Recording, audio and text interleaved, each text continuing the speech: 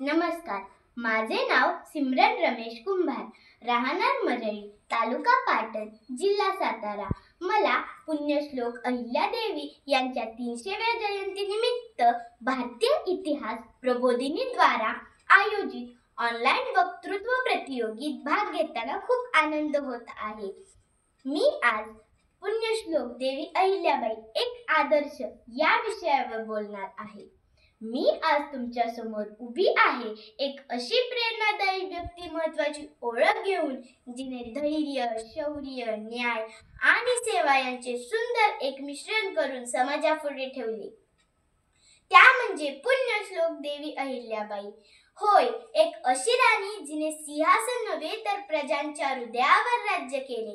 राज्य चालवायला तलवारच लागते असं नाही, कर्तृत्व, विवेक आणि माणुसकी सुद्धा राज्याला महान बनवते.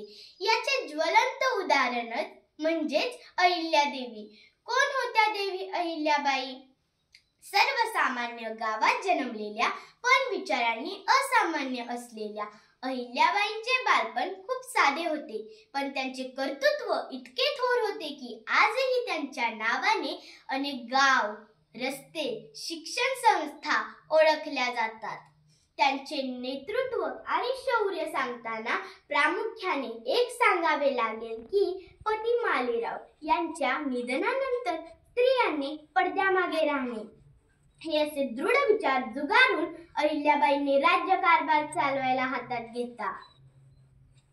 प्रत्येक प्रजा त्यांच्यासाठी मुलासारखी होती. स्वखर्चातून हजारो विहिरी, धर्मशाळा, घाट, मंदिरे त्यांनी उभारली. काशीचे विश्वनाथ मंदिर असो व रामेश्वरचा घाट सर्व त्यांच्या सेवाभावाने भरलेले होते. महिला सशक्तीकरणाचे एक आदर्श उदाहरण म्हणजे अहिल्यादेवी. आपण बेटी बचाओ बेटी पढाओ असे म्हणतो, पण 18व्या शतकातच त्यांनी स्त्रियांना हक्क दिले की विधवांच्या पुनर्विवाहाने स्त्री शक्तीला उभे केले. मधुर जिची होती वाणी अशी जन्मली तत्वज्ञानी राणी. मधुर होती जिची वाणी अशी जन्मली तत्वज्ञानी राणी. गाजवल्या जिने दिशा ही दाही, गाजवल्या जिने दिशा ही दाही. तिच्या उत्तुंग कार्याला खरंच सीमा नाही, तिच्या उत्तुंग कार्याला खरंच सीमा नाही.